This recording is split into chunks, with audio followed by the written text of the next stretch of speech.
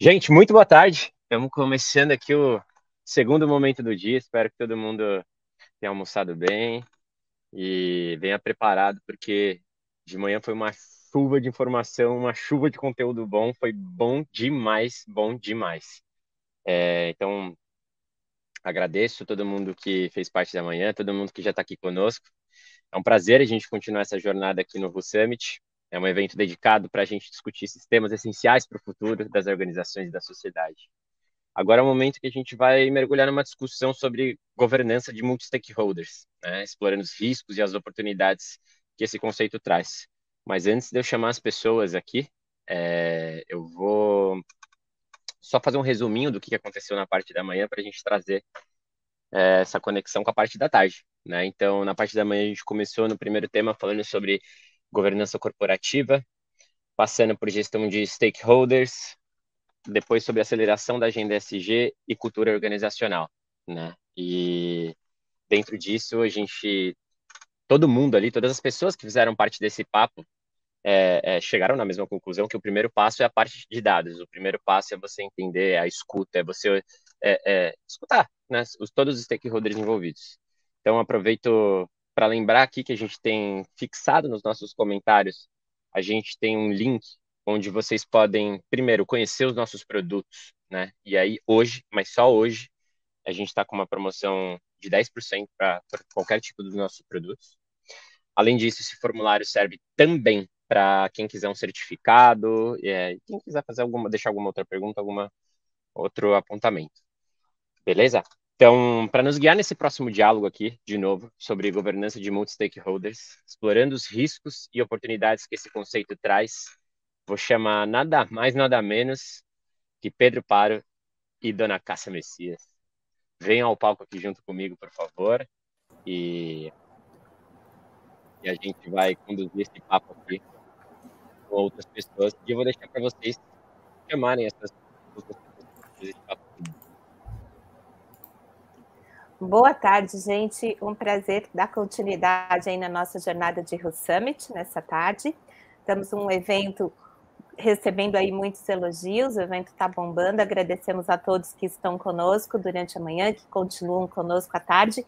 Temos muita coisa nessa tarde, uma agenda cheia de coisas também interessantes, muitos debates, reflexões. E para a gente iniciar esse debate da tarde, nós vamos iniciar então com essa governança multi-stakeholders, riscos e oportunidades. Isso, então, fechando esse bloco que a gente está conversando sobre governança, sobre o conceito dos múltiplos stakeholders, sobre o entorno nas organizações e a vizinhança, sobre os temas de economics e ecoambiental. Então, a gente segue ainda, e o papel das pessoas nessa jornada.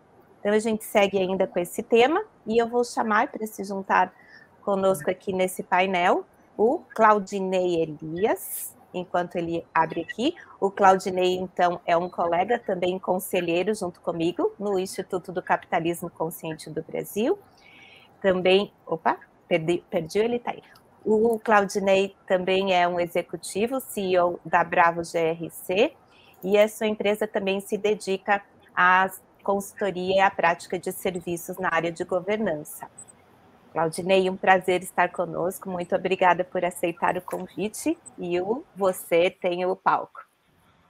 Muito prazer é todo meu, dois queridos aí, o Pedro e você, Cássia, adoro os dois, você sabe disso. E eu tava com um problema de câmera aqui, que tava pegando lateral, eu falei, nossa, tem alguma coisa errada, eu tive que desligar o monitor, né? Quem sabe faz ao vivo. Nossa, é um prazer dividir esse palco aqui com vocês, eu acho que a gente vai ter muito insumo aqui para poder falar. Eu queria começar indo direto ao ponto, colocando aqui alguma apresentação. É uma apresentação densa, com vários dados, várias informações que são relevantes em relação aos modelos de governança, em particular o modelo de governança multi-stakeholder e de governança social, que tem tudo a ver aí com a Humanizadas. Eu coloco aqui na minha máquina, pode ser?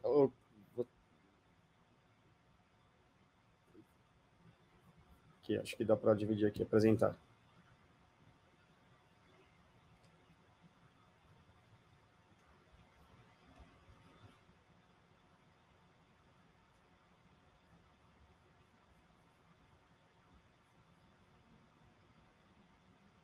Essa eu acho que tem que colocar por aí, né?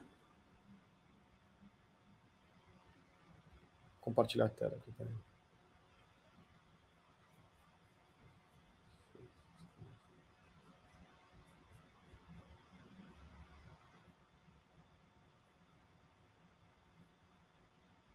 Agora vai.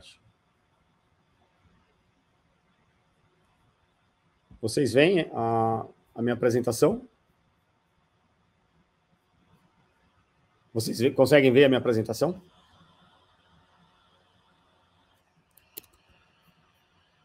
Ok. Vocês estão me ouvindo, né? Eu não estou tendo feedback, então eu queria ter certeza que estão todo mundo me ouvindo. Ok, ótimo. Beleza, ótimo, perfeito. Então, vamos lá. Eu quis fazer questão de trazer esse tema falando de governança multi-stakeholder. Hoje, a questão da governança ela tem sido extremamente bem explorada. A gente fala muito de governança corporativa, de governança do ponto de vista da perspectiva de ESG, de governança, às vezes, de tecnologia, de governança de AI. E a governança multi-stakeholder ela tem um papel absolutamente essencial, né? Ou seja, a governança é a grande força motriz aí para os desempenhos com performance, né? Ou seja, essa é uma grande questão, por isso a questão da governança multi-stakeholder vai ser tratada aqui hoje, tá? Meu nome é Claudinei, como já apresentado, tá aí meu LinkedIn, quem quiser entrar em contato, fique absolutamente à vontade. Adoro trocar ideias sobre esses assuntos, tá? Vamos começar aqui falando sobre a questão do stakeholder, né, e por que hoje a gente tem dedicado energia em estudar esse tema, né, como um executivo hoje deve olhar para essa questão para se tornar e ser um executivo de impacto, né? O impacto hoje, especialmente nas perspectivas de ESG, é de alta relevância, né? E hoje são muitas as questões que a gente tem que estar atento, né, na cadeia de valor, como, por exemplo, as questões de clientes, as questões de fornecedores, colaboradores e acionistas, ONGs, sindicatos, nosso entorno. Vocês devem ter visto bastante disso pela manhã. E aí a gente chega na questão do capitalismo de stakeholders, ou seja, a proposta do capitalismo de stakeholders, né, é indicar que a performance e o trabalho daquela companhia não se limita apenas à geração de valor para o lucro dos acionistas, né? Eles têm que olhar as companhias atuais para todos os stakeholders, né? Como alguns dos exemplos que eu dei, funcionários, comunidade, né? E pensar na cadeia de valor. A gente viu grandes exemplos esse ano aí com problemas aí na indústria do vinho, por exemplo, não olhando bem para a cadeia de valor, e a gente viu no que deu, né? A ideia é focar e desenvolver aí para toda a sociedade, né? A história de como a gente chegou até aqui, isso vem desde Adam Smith, né? Falando ali da riqueza das nações, ele tratava desse assunto já no século 17, 18, né? Depois a gente tem aí o Milton Friedman também falando sobre a questão da performance corporativa, que era a responsabilidade de gerar valor para os acionistas. O Klaus Schwab, que a gente vai ter um vídeo já falando sobre a questão do modelo de stakeholder. Depois ele ajuda a fundar ali o World Economic Forum. Em 84, a questão também do desempenho, e ali num livro de Edward Friedman sobre Strategic Management, tratando essas questões da geração de valor. A gente tem também, mais recentemente, Ronald Cohen mostrando como os investimentos de impacto podem remodelar a economia de forma vigorosa. John Elkington também, super relevante, falando das pessoas, planeta e prosperidade, com o último livro dele falando do Green Swans. Ou seja, a questão do novo capitalismo é uma ideia mais velha do que o surgimento do próprio mercado como ele existe hoje, né? Então, é algo que a gente já observa há bastante tempo. Queria passar esse vídeo para vocês.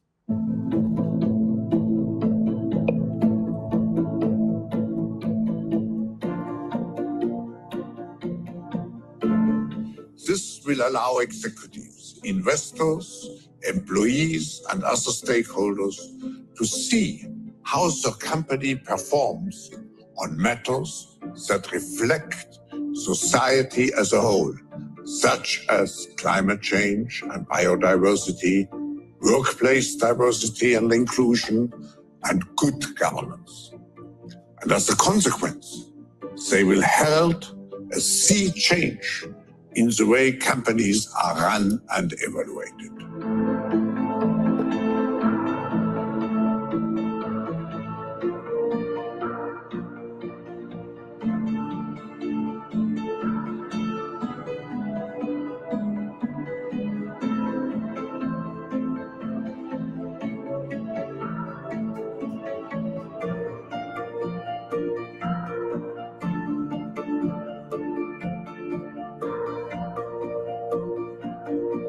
How do you align capitalism with the goals from society, and how do you make it happen, and how do you measure that, and how do you do it in a way that can consolidate all these measurement systems, bring one set of metrics that the big four accounting firms that we'll hear from my colleagues in that can endorse and help companies get through and publish so that people can judge whether they're making progress. Because the research shows that companies who don't make progress on ESG goals or SDG goals tend not to do as well.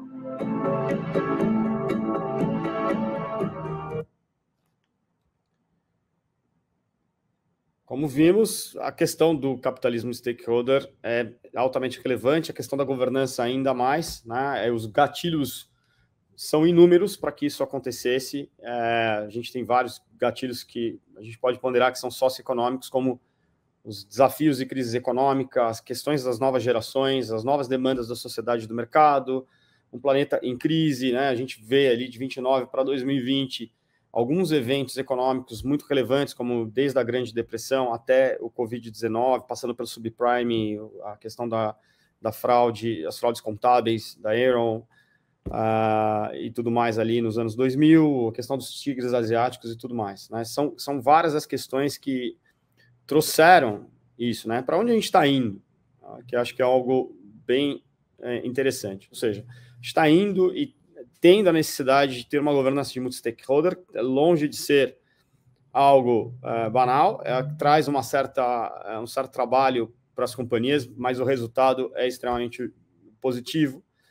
A governança multi-stakeholder, de forma direta, é aquela que compartilha o poder e processo de decisão entre as diferentes partes interessadas. É um ecossistema interdependente entre todos os stakeholders, em que os mecanismos são desenvolvidos para implementar ações ambientais, sociais, de governança e para o business, utilizando prática de gerenciamento sustentáveis. Isso é a definição de governança multi-stakeholder. Tá? Alguns princípios norteadores da governança multi-stakeholders, alguns deles são parecidos com a questão da governança corporativa. Então, a gente tem a questão da prestação de contas, a comunicação, a efetividade, a questão da coerência e participação, mas ele tem grandes objetivos em relação à questão da ética, ele é estratégico e ele é sistêmico, né? Então, a gente observa um equilíbrio, a busca pelo equilíbrio do capitalismo, por isso, daí, a gente ter esse processo. Quando a gente olha esse contexto, a gente observa diferentes estruturas. À sua direita, você observa ali uma governança tradicional, aquela que a gente está acostumado, ou seja, onde você tem um modelo matricial, onde vai da gestão operacional até o shareholder, passando ali por vários comitês e tudo mais, e não necessariamente essa estrutura ela deixa de existir, ao contrário, ela tem uma certa simbiose com a governança multi-stakeholder, que ela tem esse formato orgânico, né, como a gente pode observar, e que vai trazer várias questões novas aqui, né? Poder aos stakeholders, né? Vamos definir os escopos dos stakeholders. Você tem diretores das companhias com uma visão de interesse público. Você tem mecanismos voluntários, você tem um secretariado executivo, você tem envolvimento de CEO, diretores, auditoria, ouvidoria, especialmente. Tudo isso para formar uma visão bastante orgânica ali e sistêmica da governança. Isso está consubstanciado, inclusive, né, numa ISO 37000, onde você tem vários tópicos ali centrados em propósito, então já começa com a geração de valor e começa correto da questão do propósito para fora. né, incluindo a questão de riscos, incluindo o engajamento de stakeholders e tudo mais, ou seja, até a própria ISO está trazendo essa questão que é relevante, né? Você tem que olhar a questão da governança multi-stakeholder e também a governança de shareholder, né? Então, a gente observa que um novo contexto, e a Rebecca Henderson, no Wheels of Change, no livro dela, né, Do Well and Do Good, traz essa roda de mudança, ou seja, olhando para um valor compartilhado, pensando não em competição, mas em cooperação na indústria, olhando as mudanças de consumo, ou seja, drasticamente aumenta as oportunidades quando você tem um valor compartilhado, e o mindset, ou seja, a mentalidade de uma governança multi-stakeholder, ela sai do agora, que é uma visão muito shareholder, ou seja, eu tenho que gerar resultado nesse trimestre, para uma visão que é deixada para depois, ou seja, eu tenho que olhar e ter um tempo maior para a tomada de decisão, pensando de uma maneira sistêmica nos seus devidos impactos, né? Então, a busca pela otimização e não pela maximização dos resultados, ou seja, eu quero otimizar o resultado para o todo, né? Os trade-offs que a gente observa, nesse caso, eles têm que ser e são direcionados para múltiplos stakeholders com distintos interesses, né, que devem ser negociados dentro da estrutura de governança, por isso que ela precisa existir como governança, né? Busca de otimização e não a maximização, como vocês podem observar nesse gráfico. A velocidade ela vai ser mais longa, mas a legitimidade ela vai ser extremamente mais robusta ali. Ou seja, existe uma representação esquemática que está na tela de vocês, do Valerro e do Pierre, que traz essa questão da qualidade de participação, ou seja, você tem um custo-benefício, você tem um esforço de tempo maior e um benefício bastante significativo, passa pelo mapeamento, a identificação, olhando a matriz de materialidade, relevância e trazendo as questões de gestão, né, que é algo super relevante, passa pelo mapeamento de stakeholder, existem vários mecanismos e modelos, aqui a gente trouxe alguns exemplos da McKinsey. A ideia é a busca do equilíbrio ali da questão do capitalismo, né? Exemplos, né, reais, o que empresas de luxo e brinquedos para crianças e uma gigante tecnologia têm em comum, né? Isso é uma pesquisa interessantíssima, aqui eu trouxe só um extrato, você pode conseguir essa pesquisa aí nessa fonte, mas várias das empresas aqui, elas têm a sua reputação muito baseada em função da sua responsabilidade corporativa no setor, na indústria, ou seja, você observa que essas companhias elas têm mantido, né, uma atratividade em relação à questão do capitalismo, e são companhias extremamente conhecidas como a Rolex, a Lego, a Disney e tudo mais, tá? Os modelos de mercado, a gente observa vários modelos de mercado, aí passando pelas as organizações do Sistema B, por exemplo, né, você observando, né, no relatório da Distrito, por exemplo, vários ESG enablers, que são startups que nascem já com tecnologias voltadas aí para a área da questão de ESG, por exemplo. Existe todo um novo contexto, né, para que esse empoderamento possa ser escalado e ganhar resultados no capitalismo stakeholder, ou seja, vários frameworks, né, os objetivos do desenvolvimento sustentável, os princípios de governança, as questões relacionadas ao planeta, às pessoas, à prosperidade, né, os vários frameworks que a gente observa, né. E aí a gente traz aqui alguns exemplos dentro da estrutura de governança de stakeholder, que eu acho que é super relevante para Humanizadas, que é a questão da governança social, né? E aqui alguns exemplos de como se mede isso, como é que isso tem sido se tornado tangível, que é algo que fica muito abandonado quando a gente olha o ESG. A gente vê muita gente falando de questões climáticas porque é algo realmente muito material e objetivo, eventualmente fala da governança, às vezes não da maneira correta, totalmente desintegrada, e pouco se fala da parte social de forma efetiva, de como é que eu trago isso para a própria organização, né? Quando a gente observa riscos, né, então a gente começa a observar que risco é um grande driver de valor para a questão da governança, seja ela qual for, né? Os riscos, efetivamente, você precisa saber quais que você vai definir ali e dedicar energia. Então, quando você cria uma matriz de riscos, olhando para uma questão de stakeholder, você vai ver clientes, fornecedores novamente, que a gente viu lá atrás, né? Olhando os objetivos estratégicos, pensando o apetite a risco e tudo mais. O S do SG, a gente vem observando uma atração cada vez maior, né? Então, foram investidos aí mais de 464 bilhões de dólares até hoje no mercado europeu, quando você tem um apetite muito grande no S, né? 2/3 dos investidores alocam atualmente em projetos sociais.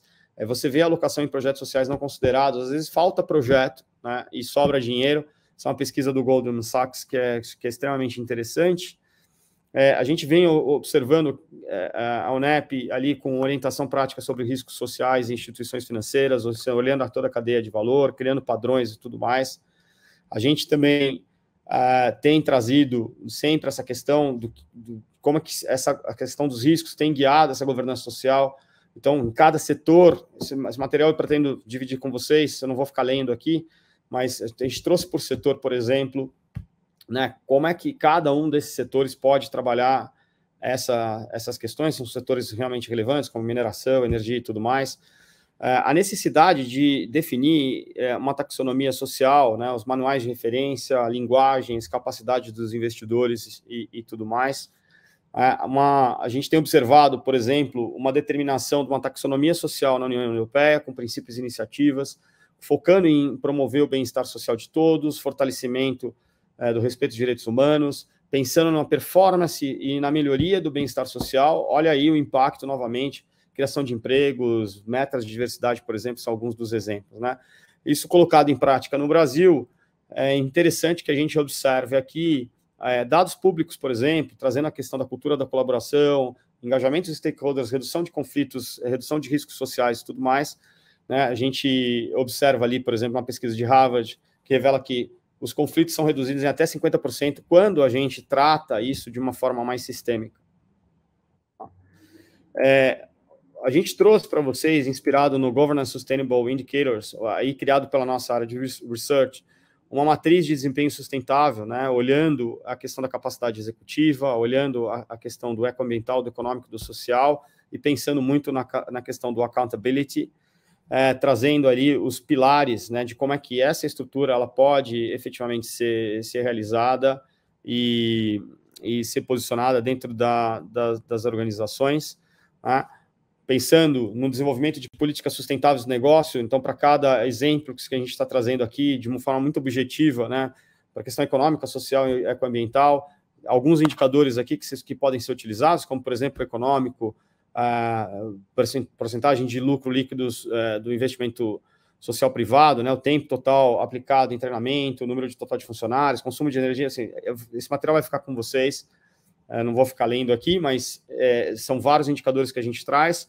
A gente coloca também aqui o posicionamento, o que é uma boa governança social, né? E como é que se articula lá dentro da organização, pensando como que as empresas podem auxiliar nesse processo. Então, o ecossistema é muito claro, né? A questão das tecnologias Green Tech, as questões do Social Tech, do Govern Tech, a auditoria, gestão de crise, gestão de mudanças, a própria questão da governança, riscos e compliance são questões que podem auxiliar extremamente nesse processo. Quando a gente olha para o estudo de caso, trazendo um exemplo de uma empresa de energia, a gente observa aqui a disparidade de salários dependendo da raça ou dependendo do nível de estudo, e como que as companhias, olhando para isso, podem olhar o seu ambiente interno e trabalhar essas discrepâncias que são discrepâncias sociais, olhando os eixos interno e externo das organizações, tentando observar ali uma inteligência social com base em dados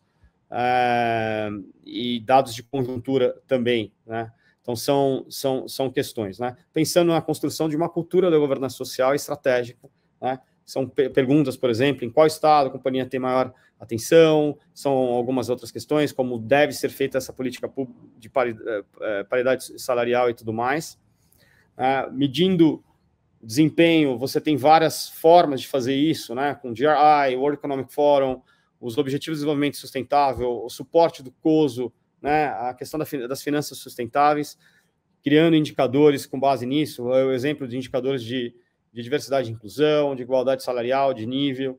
Até 2030, você observa ali nas ODS, né, assegurar a igualdade de acesso. Então, você consegue tangibilizar, ter metas claras para as suas organizações. Aqui está um exemplo do GRI 405, também vou deixar com vocês, de como é que esses indicadores podem ser realizados na sua organização. E aqui está um framework que a gente desenvolveu, que a gente chama de Social Return on Investment, onde as avaliações dos stakeholders, o mapeamento das suas prioridades, estruturações das suas ações, a medição e report, passando ali por um direcionamento estratégico, né, apoiado em pesquisas de medição, com estudos de análise de casos, a gente consegue criar indicadores que podem ser específicos para a organização. Aqui, o stakeholder, por exemplo, é um colaborador, o risco ele pode ter um ato inseguro, um erro humano, o impacto, produção, perdas financeiras e reputacionais, o problema, a causa raiz, baixa escolaridade naquela região, ação, educação e letramento dos jovens. Esse é só um exemplo de como que a gente... Vou deixar isso com vocês também, depois o pessoal pode passar. E aí, a gente chega e observa um novo contexto, uma nova forma de pensar os negócios, uma governança para escalar e ganhar resultados robustos, né? Para finalizar, a gente coloca aqui também algumas plataformas e iniciativas globais, como o Movimento Pacto Global, a plataforma de ação do Pacto Global, você pode ter sessões tecnológicas ali também de ESG, World Economic Forum, recentemente o ISSB também saiu com um report que tende a ser trabalhado aí com a dupla materialidade, olhando as questões sustentáveis, olhando as questões financeiras, e é algo que pode ser bastante interessante a ser estudado. Para finalizar, eu queria deixar aqui com vocês alguns materiais gratuitos que vocês podem baixar. Vou deixar aqui uns 20 segundos, né, mais ou menos. Eu já quero aqui abrir para a gente conversar com o Pedro e com a Cássia sobre esse assunto tão rico. E queria deixar aqui também o relatório que nós trabalhamos em parceria com a B3, que é o Guia 3 de ESG da Bravo Research, que traz um profundo estudo sobre o Índice de Sustentabilidade Empresarial, né, conta toda a trajetória do ISE, contextualiza como que essa história aconteceu em relação aos outros índices, e pode ter certeza que isso vai ser um material que vai ajudar e muito no estabelecimento da estratégia de sustentabilidade da sua organização. Queria abrir aqui para explorar esses assuntos e dizer obrigado aqui por enquanto, mas vamos conversar agora, vou interromper aqui a minha apresentação e queria aí chamar a Cássia e o Pedro, cumprir o tempo que eu falei que ia cumprir. Boa. Claudinei, muito bom te ouvir. Incrível. Incrível a síntese de conteúdo que você trouxe. É muito bom te ouvir, poder aprender com você, com a sua história, com a sua experiência. E toda vez que eu converso com o Claudinei, eu vejo apresentações do Claudinei, eu reforço o quanto que tem alinhamento de propósitos, alinhamento de sinergias aqui, humanizados, Bravo, GRC. Tem uma intenção de uma mudança em comum e a gente contribuindo juntos. Isso, para mim, mostra a potência que nós temos de transformação, de ecossistema. Claudinei, quando eu olho e penso nessa transformação de ecossistema, olhando as empresas, né, tem empresas em diferentes estágios de maturidade.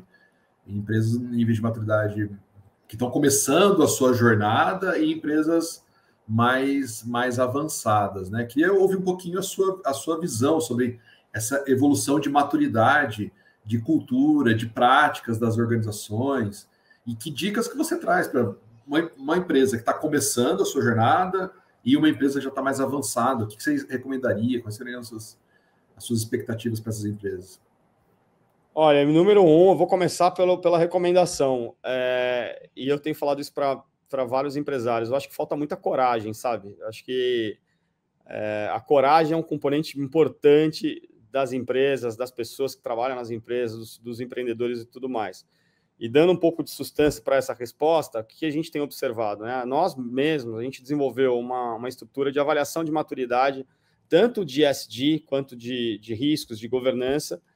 O que a gente observa, e por que a gente fez isso, né? Cientificamente, você observa que existem discrepâncias muito grandes entre os grupos internos, né? As diversas comunidades que a gente tem dentro na mesma organização. Então, os conhecimentos são muito díspares em relação a vários níveis da organização. Então, é super importante E uma dica que fica é, efetivamente, você fazer uma avaliação de maturidade da sua organização é algo que pode ser extremamente valioso para entender quais são os dilemas, né, quais são os desafios, os paradoxos, os problemas que essa organização observa e muito mais o que essas pessoas que estão na organização observam. Porque o interesse pode ser muito diferente. Então, é importante, fica a dica dessa questão da avaliação de maturidade, da questão da coragem de iniciar o processo, a humildade de entender que a gente não sabe tudo e que tem coisas que a gente já vem fazendo há muito tempo e que, eventualmente, você simplesmente não sabia que era ESG, né? ESG. Né? Eu faço isso, fazer... Cara, a hora que você vai ver, você faz um mapeamento, você faz uma análise de gap e fala, pô, mas eu já faço um monte de coisa legal. Então, assim, você sistematizar isso pode ser extremamente valioso para a tua marca, para a tua companhia, para a capacidade de retenção das pessoas, a capacidade de contratação dessas pessoas. Então, assim, acho que são alguns dos pontos que eu olharia em primeiro lugar. Boa. Pessoal, quem estiver no chat, quem estiver nos acompanhando, podem trazer perguntas aqui para o Claudinei. Cássia, quer trazer uma próxima ou vou eu aqui? Sim, enquanto a gente aguarda as perguntas aí da equipe, Claudinei passou aí nessa aula relâmpago que ele deu aí de bastante conteúdo gentilmente compartilhado conosco, ele passou pelo tema da dupla materialidade e da última aí diretriz da União Europeia sobre esse tema, né? Eu acho que eu queria ver se a gente esclarece, bate um papo aqui um pouco mais sobre isso, como é que você está vendo, se você já vê organizações com esse olhar aí da dupla materialidade.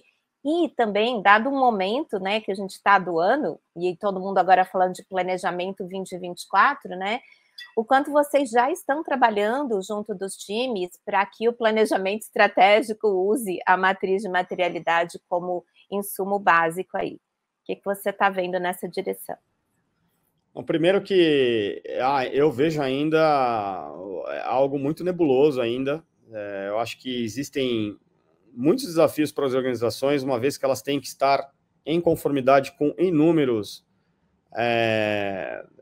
diretrizes, regulamentações, demandas de mercado, etc. E os relatórios, né, e os reportings são diversos. Eu acho que a chegada de um report que é um pouco mais abrangente, que tenta incorporar isso, e que traz um componente da dupla materialidade, ele pode ser extremamente interessante, porque há uma dissociação muito forte em relação aos relatórios de sustentabilidade, ou seja, a gente observa que você simplesmente declarar as questões sustentáveis e não conectar isso com business, o resultado sempre vai ser desafiador, né? A gente tem que, queira ou não queira, a gente tem que falar de resultado também. Então, assim, com todo o respeito às questões mais soft skills, vamos dizer assim, a gente precisa também olhar um pouquinho de hard skill, a gente precisa de resultado, os resultados trimestrais têm que ser entregues ainda, né? Então, assim, as contas têm que ser pagas, só que agora é possível que você conecte essas duas questões. Então, quando a gente olha a questão da dupla materialidade, e eu acho que você colocou brilhantemente essa conexão da questão da dupla materialidade com o planejamento estratégico, que a gente vê muito pouco. Então, uma vez que você seta a tua estratégia, teu propósito, né, você entendendo a tua materialidade, você vai ter uma capacidade de ter um indicativo de quais desses riscos, essas questões, muitas vezes são riscos, né, para a estratégia do teu negócio. Olha que interessante, você vai acabar fazendo uma coisa, atingindo, inclusive, um outro objetivo, né? Então, a gente observa que algumas organizações estão iniciando, e eu não estou falando de organizações gigantescas, a gente tem muitos clientes muito grandes, mas a gente também tem clientes de médio porte, clientes menores. A gente vem observando um cuidado bastante significativo à entrega dos relatórios anuais de sustentabilidade, revisões e trazendo mais robustez, né? Eu acho que a gente passou por uma onda, né, Cássia, assim, muita gente tem que soltar um relatório, tem que fazer alguma coisa e solta o relatório. E sei lá o que tem no relatório, mas, cara, eu tenho relatório de sustentabilidade. Agora, o que a gente vem observando? Cara, a gente vem observando que essa galera está voltando o relatório, vendo se aquilo é mesmo, que não era, e começando a fazer uma conexão com finanças, o que é extremamente valioso, né? Isso é o que a gente tem observado aí e como demanda de mercado, novas regulamentações estão exigindo isso também.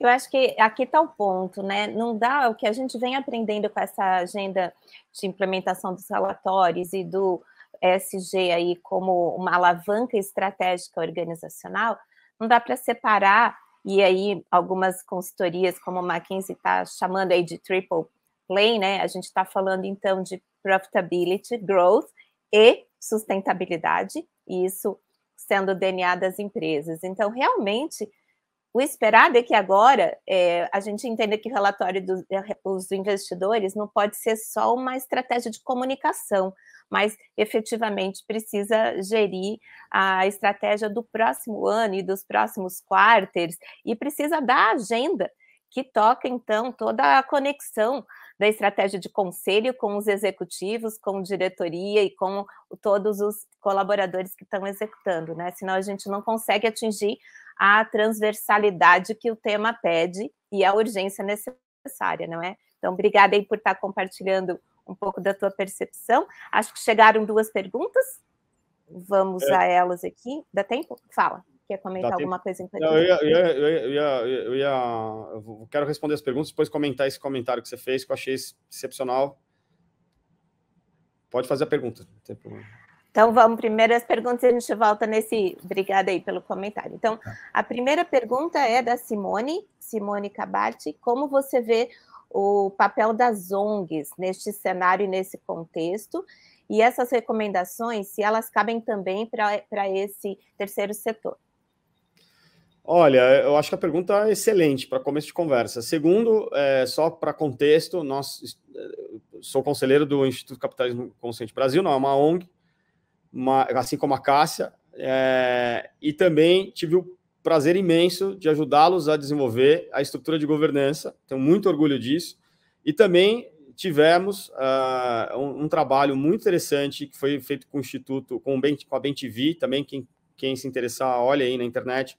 A gente também foi trabalhar com eles de uma forma para gerar impacto ali, totalmente pro bono, fazendo uma estrutura de uma entidade que tem um fim e um propósito muito lindo. E aí a resposta é essa: você sim deve fazer isso na sua ONG. Quanto mais governança você tiver, mais atração você vai ter para os investidores ou as pessoas que vão suportar. Indiscutivelmente, independente do seu tamanho, é possível. E quando se trata de multi-stakeholder, mais ainda, né? Porque você é parte.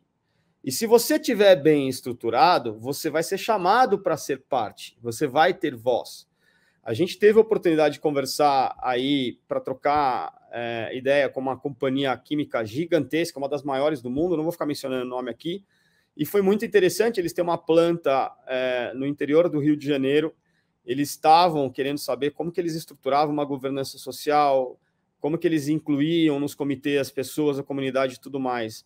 Então, eu te digo que, claro, que ninguém vai ser colocado lá à toa só porque é uma ONG, mas se essa ONG olha, e aí eu vou emendar a resposta que eu ia dar o meu comentário que eu ia dar para a Cássia, desculpa, não, no sentido seguinte: quando você fala dessa questão da integração e quando você fala das ONGs todas, existe uma questão muito relevante, que é a visão dos negócios hoje. Ela não pode ser mais uma questão de olhar risco e retorno, tá certo? Ou seja, as organizações pensam muito no trimestre, quanto eu vou gerar de lucro, e se eu estou destruindo ou não vem ao caso, e eu posso gerar o retorno que for, que o mercado de ações vai falar que eu estou ok. A gente tem observado que isso não é mais uma verdade.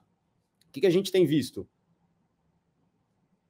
Índice de diversidade da B3, vários indicativos na Bolsa de Londres, a Nasdaq também fazendo um monte de coisa, a NYSE também, um monte de gente se mexendo com isso.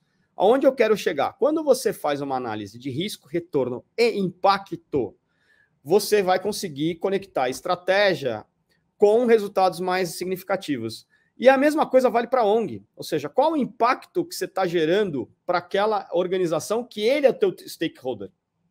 Ele é teu stakeholder.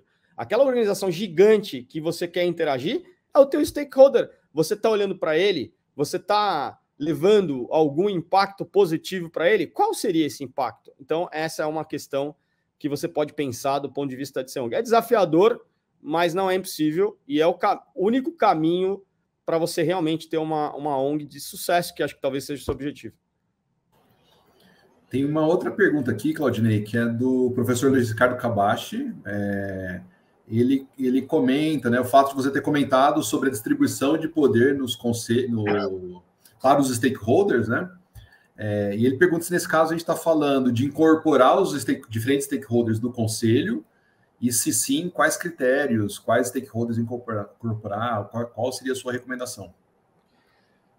Mais uma vez, eu vou consumir um pouco daquilo que a gente já conversou. Quando a gente fala da dupla materialidade, né, quando a gente fala de risco, impacto, quando a gente fala de estratégia, né, é importante que isso comece da estratégia, do propósito, o que eu quero alcançar. Uma vez que você fez isso, e você faz uma determinação ali, por exemplo, das exposições e riscos e oportunidades que você tem, você vai conseguir saber quais são os assuntos que são de interesse daquela organização, seja ela uma organização, uma ONG, ou uma organização, uma empresa, com fins ou não lucrativos, não vem ao caso, dessa organização, tá certo? Então, começa com essa questão. Uma vez que você fez isso, você vai poder ter um indicativo. Se você quer, por exemplo, se envolver e trazer um stakeholder que vai trabalhar muito, vamos focar aqui no simples, muito a questão de diversidade, porque eu não tenho. De repente, eu tenho lá uma organização que, cara, é engenheiro branco, 50 anos, formado não sei aonde, entendeu? E tem muitos por aí, não tem crítica, porque o mundo era assim, a gente tem que trabalhar. Só que, assim, esses caras são diferentes. Eles falam, pô, cara, a gente só é engenheiro branco, não sei o quê. Cara, eu preciso ter uma diversidade aqui. O que você vai fazer? Você vai colocar mais um engenheiro branco de uma ONG na sua... Provavelmente não. Você vai procurar algo que vai complementar uma diferença, uma capacidade de um pensamento diferente daquele que você tem do teu status, tá certo? Então, sim, você, sem dúvida nenhuma, precisa incorporar stakeholders que não fazem parte daquele ecossistema, que não faz parte da tua organização, mas que eventualmente faz parte do teu ecossistema e que está ligado à tua estratégia, ao teu propósito, né? Ligado a resultados. E aí, pensando em companhia e sendo um pouco rígido, pô, quais são os indicadores que eu vou trabalhar? Quais são as ações que eu estou tendo? O que eu quero alcançar com isso? Perfeito. Cássia, temos tempo para mais uma pergunta? O pessoal tem? Tá. Tem outra pergunta, Claudinei, da Daniele Pfeffer, perguntando como que você vê a perenidade das ações por parte das empresas. Vou tentar emendar uma outra pergunta aqui também do Jetson Freire. A Daniele traz a pergunta da perenidade das empresas, tá? Como você vê a perenidade das ações das empresas. E o Jetson, ele pergunta como que as empresas podem fazer para engajar de fato os diversos stakeholders no processo de mudança. Tentaria conectar as duas perguntas em uma só, Cassidy. Primeiro, engajar é você chamar as pessoas, como eu falei na resposta anterior, chamar as pessoas certas, né? Chamando as pessoas certas e trazendo elas para realmente ter voz, né? Estruturando. Por isso que a governança multi-stakeholder é tão importante, porque você não pode fazer isso de uma forma desorganizada. Porque os processos de tomada de decisão, eles vão ficar mais longos, né? E você vai ter que escolher assuntos. Vão ter assuntos que você não vai fazer mesmo. Vão ter assuntos que você vai tratar isso no seu conselho do jeito que tem que ser do tradicional e não vai trazer um multi-stakeholder. Não vamos ser aqui achando que, cara, assim, a gente vai abraçar. Não, eu acho que tem assuntos que são pertinentes ao ambiente interno da organização, e é isso, e tem assuntos que sim, têm que ser tratados de uma forma mais abrangente. Então, não existe uma resposta única para isso. Agora, o engajamento passa por essa questão. E respondendo a questão da Daniele sobre a questão da perenidade, o que a gente observa?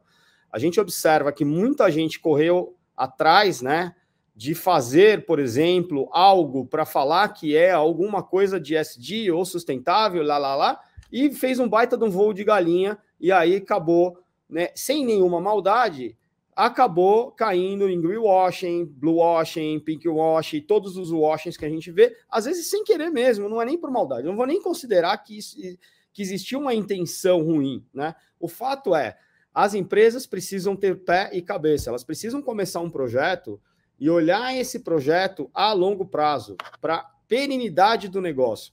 E não há forma melhor de você pensar uma perenidade do que olhar por os múltiplos stakeholders que você tem, né?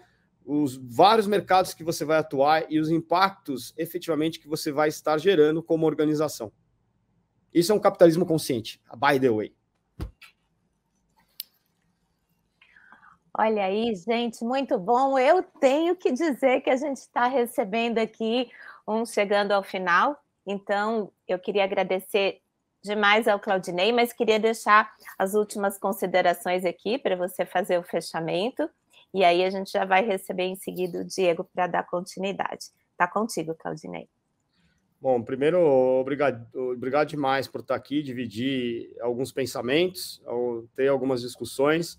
E eu queria só deixar a mensagem de que as empresas têm que ter coragem para poder dar o primeiro passo. Não importa o tamanho do seu passo, tem que dar o primeiro passo. That's it. Boa, muito obrigada.